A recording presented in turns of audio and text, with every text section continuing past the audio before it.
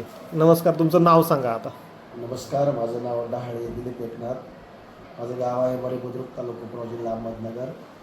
मी शिक्षक म्हणून काम करतो.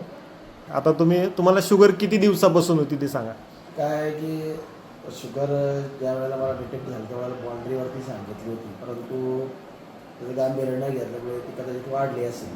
म्हणून डॉक्टरांकडे गेल्यानंतर त्यांनी रिपोर्ट काढायला लावले, तर त्यावेळेला ती शुगर साधारणपणे 220च्या आसपास होती किंवा कमी जास्त होत राहिली. मग HbA1cचा रिपोर्ट किती होता तुमचा त्यावेळेचा?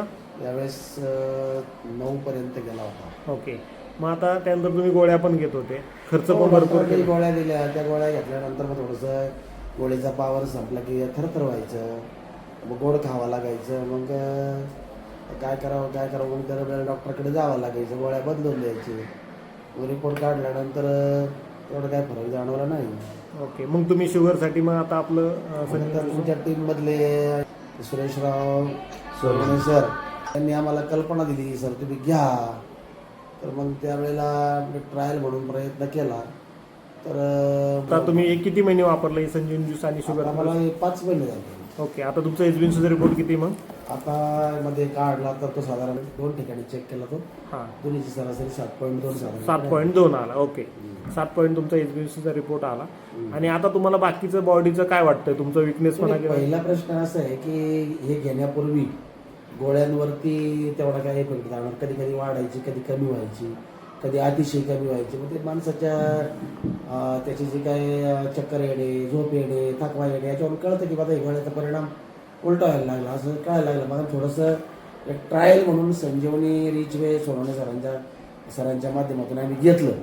त्यांनी मोठे सर वगैरे यांना दिलेलं होतं. मग आम्ही ते घेतल्यानंतर चांगला फरक जाणवला. मग ते संपलं की आम्ही त्यांना लगेच फोन करायचो आणि फोन करून ते मागवून घ्यायचं. आजही कमी पडलं आहे मला, ताबडतोब त्यांच्याकडून मी मागवून घेतलं की मला द्या. तर एकंदरीत तुमचा रिपोर्ट काय ते साईड इफेक्ट ठीक आहे, पण त्यापेक्षा ज्या काही क्रिया घडायच्या, जेवणाची वेळ, कधी कधी काही गोष्टीमध्ये चक्कर येणे हे थांबले, पाय दुखायचं थांबले, मला 12-12 तास झोप लागायची ते थांबले आज. म्हणजे कुठंतरी रिझल्ट आलाय. दुसरं तर काही घेत नाही आणि गोळ्या घेऊन अगोदर 4 वर्ष झाले तरी काय तर परिणाम होत नव्हता. म्हणजे घेतल्यामुळे तो परिणाम झाला असं पटलं ना. आणि हे पटल्यामुळे जगाला पटू वगैरे नाही पटू, आम्हाला पटलं, आम्ही लोकांना सांगतो तुम्ही हे घ्या. म्हणून नको सगळ्या आजारावर तुमचं चालतं तुम्ही चालू ठेवणार त्याला. त्याने काही दुसरा परिणाम होत नाही ना. तुम्ही कंटिन्यू घेणार आहे. मळमळ थांबते, झोपेला वेळेवर येते, त्याचा त्रास होत नाही, पचन चांगलं होतं, मला जेवण जातं.